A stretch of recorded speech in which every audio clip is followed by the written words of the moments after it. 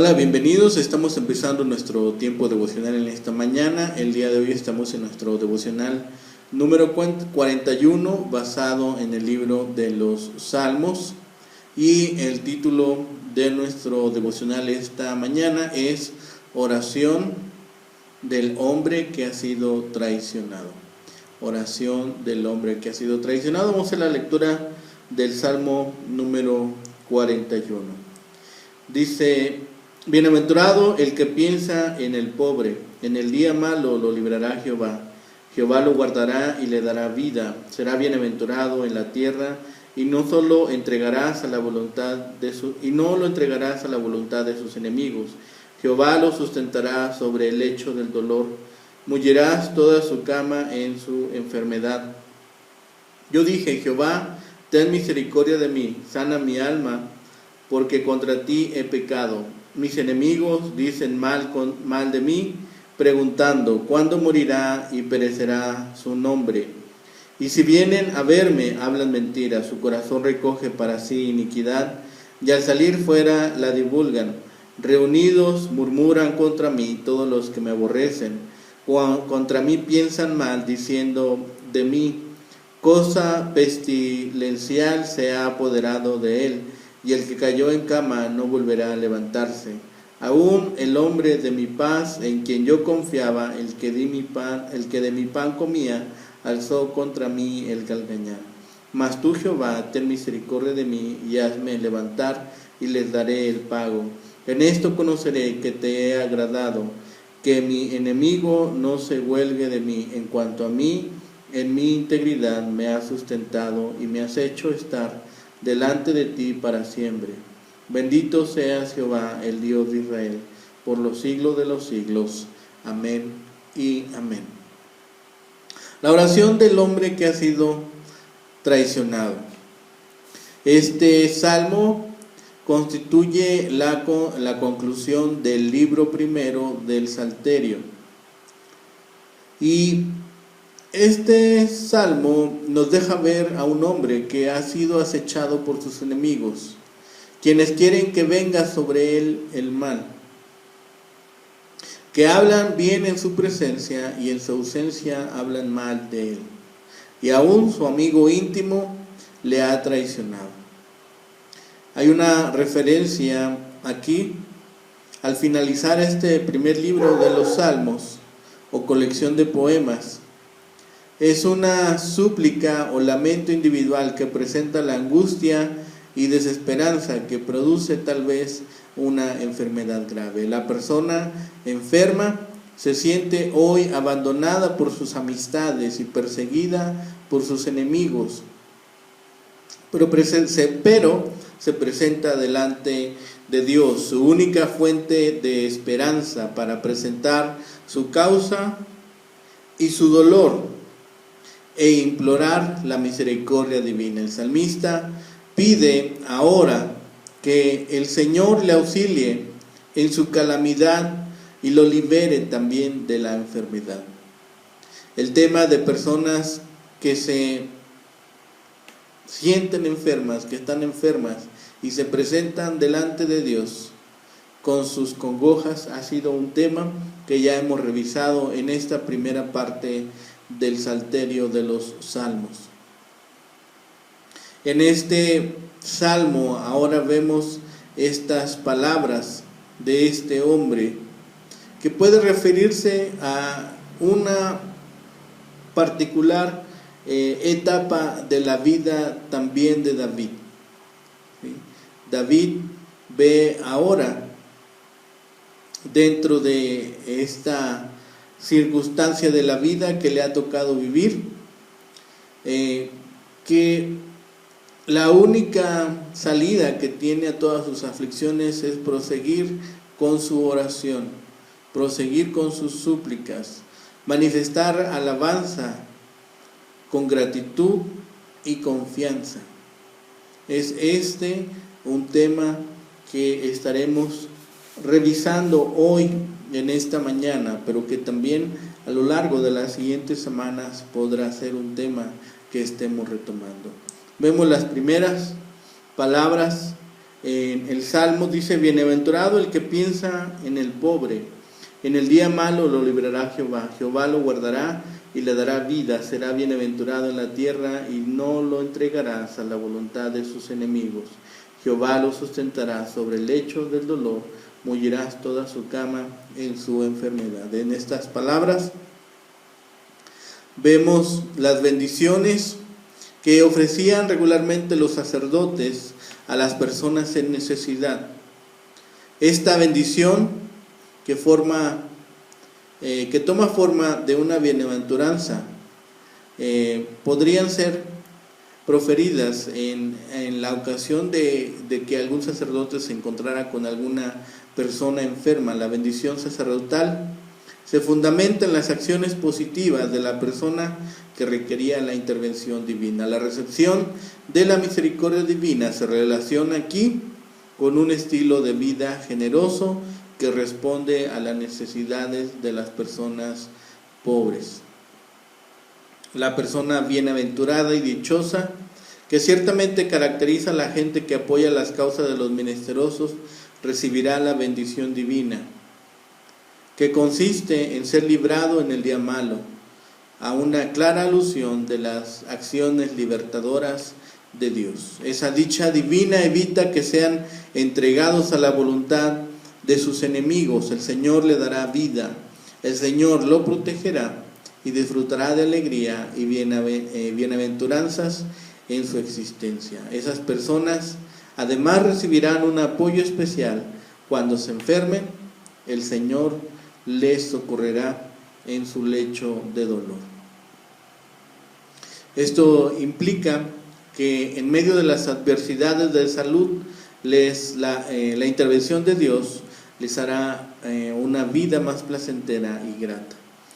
Es de notar que en estos primeros versículos vemos estas referencias a estas bendiciones que podría proferir el sacerdote, ¿sí? Ahora, del versículo 4 al 10 vemos que dice: yo dije, Jehová, ten misericordia de mí, sana mi alma, porque contra ti he pecado. Mis enemigos dicen mal de mí, preguntando: ¿cuándo morirá y perecerá su nombre? Y si vinieren a verme, hablan mentira. Su corazón recoge para sí iniquidad, y al salir fuera la divulgan. Reunidos murmuran contra mí. Todos los que me aborrecen contra mí piensan mal, diciendo de mí: cosa pestilencial se ha apoderado de él, y el que cayó en cama no volverá a levantarse. Aún el hombre de mi paz, en quien yo confiaba, el que de mi pan comía, alzó contra mí el calcañar. Mas tú, Jehová, ten misericordia de mí y hazme levantar, y les daré el pago. ¿Sí? Luego de poner en perspectiva las relaciones con Dios, la persona necesitada y los menesterosos, el salmista presenta ahora su oración. Suplica por la misericordia divina, pues reconoce que su condición de salud está ligada también a su pecado. ¿Sí? Es un reconocimiento público de su condición pecaminosa, pero ello no le impide presentarse a Dios, pues reclama la misericordia, no la justicia divina. Sanar el alma es una manera de referirse a la sanidad de forma total y absoluta, pues el alma alude a lo más íntimo y preciado que la persona puede tener. La reacción de sus enemigos ante la enfermedad que le agobia fue de desprecio, de calumnias, de mentiras, murmuraciones, malos pensamientos y acusaciones. Esperaban su muerte, y si lo visitaban era para recoger malas noticias y divulgarlas. Esa actitud de la persona enferma revela las complicaciones psicológicas de su salud precaria, que le hacía reaccionar con cierto grado de paranoia hacia quienes le visitaban. Sus enemigos y los que le aborrecen pensaban que el origen de su enfermedad era maligno, del cual no podría librarse ni sanarse. La condición física y emocional se complicó tanto con la actitud de sus enemigos y amigos más íntimos, que dice que incluso el hombre de su paz y el que comía con él también ha volteado su espalda. La amistad ahora que observa el salmista, que tenía con esa alianza o pacto que tenía con su amigo, se había roto. Sus amigos rechazaban esta amistad y decidieron unirse a sus enemigos, ¿sí? Pues también ellos creen que será imposible que sea restaurado este hombre. Y si bien está presentando una oración por sanidad y una queja contra sus enemigos y amigos que le han abandonado, el salmista pone bajo relieve su integridad.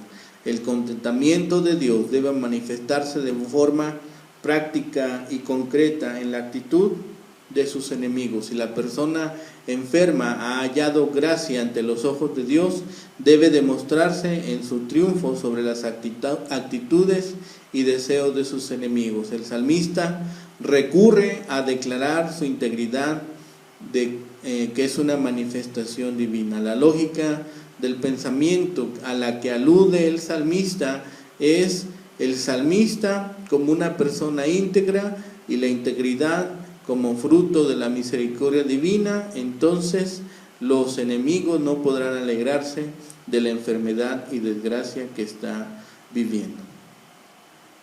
Culmina el salmo con una doxología. Y vemos que aunque el salmista está enfermo, está siendo perseguido y es humillado, decide alabar y bendecir a Dios de forma permanente. Las condiciones de salud y las dificultades no pueden ser un impedimento para la relación con Dios.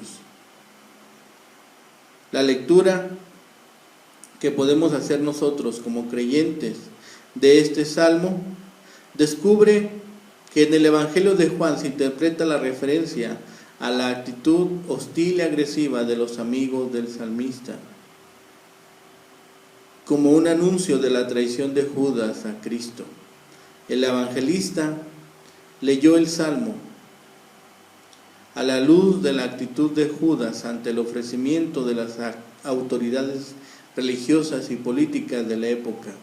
La imagen de traición a la que alude el salmo y su posterior lectura evangélica pone en relieve no solamente la falta de respeto al concepto de pacto y alianza, sino que revela también una falta grave de solidaridad, que era un valor fundamental en la cultura de Israel de ese tiempo, ¿sí? Vemos la oración de un hombre enfermo, vemos la oración de un hombre que está sufriendo. Incluso el solo sufrimiento de haber perdido un amigo, ¿cuántas veces a nosotros nos ha llevado a ponernos tristes? ¿Cuántas veces nos ha llevado a nosotros a sentirnos abandonados cuando nuestro mejor amigo nos abandona? Y David está viviendo una situación de abandono, de enfermedad y de habladurías. Y David decide ser paciente. Y David decide que no quedará sin consuelo. Recuerda que Dios siempre bendice a la persona que se acerca a Él. Dios siempre bendice a la persona que es pobre. Y aunque David no es pobre económicamente, ahora está carente de relaciones que le puedan servir a él. David se consuela con el pensamiento de que él había hecho lo justo delante de Dios, que él había hecho lo justo para que Dios ahora lo observara. Había ayudado, había consolado y había alegrado a todos aquellos que se acercaban a él pidiendo ayuda. Y confiando en ello es que hoy podría decir que estaba seguro en que aquellas acciones que él había hecho le aseguraban a él una acción de Dios en su vida. Reclama la promesa de que Jehová le librará en el día malo. Sí, el Señor guarda y vigila para protegerle, preservando su vida. Es una convicción que David tiene. Y David lo había hecho no en pocas ocasiones, lo había hecho a lo largo de su vida. Y David está confiado que Dios le dará la gracia necesaria para que este tiempo de enfermedad y después le ayude en este tiempo de enfermedad y después le ayude a levantarse con salud y con fuerza. El Señor vendrá al socorro de David después de que David ha respondido adecuadamente a todos los requerimientos de Dios para que Él le ayude. El salmista no dependía solo de su consideración hacia los enfermos y aquellos que padecían, sino que también se acercaba en oración, se acercaba confesando su pecado y rogando ser sanado como algo que no merecía. No todas las enfermedades son a causa del pecado, o no directamente al pecado o acciones que nosotros ejecutamos con desobediencia delante de Dios. Muchas de las enfermedades, por ejemplo de los ancianos, es una situación normal que empiezan ellos a vivir. Cada uno de nosotros, si llegamos ancianos, tendremos la oportunidad de vivirlos. Cada uno de nosotros, si llegamos ancianos, veremos como una condición normal, no una condición de pecado. Todos estos argumentos los recuerda el salmista. Y David se aparta ciertamente de aquel que le había herido con el desprecio de su amistad. Y se acerca a Dios en busca de misericordia. Y ante el abandono de los demás, cuenta aún con que el Señor estaba fielmente a su lado.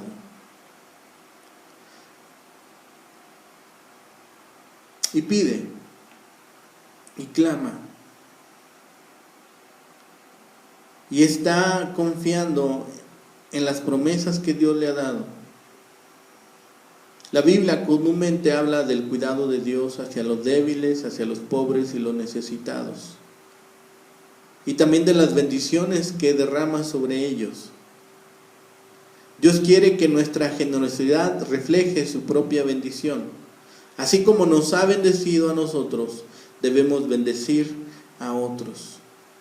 Si Dios nos provee de lo necesario para nuestra vida diaria, también pide que nosotros estemos dando a los demás también de lo que Dios nos ha permitido en nuestro diario vivir.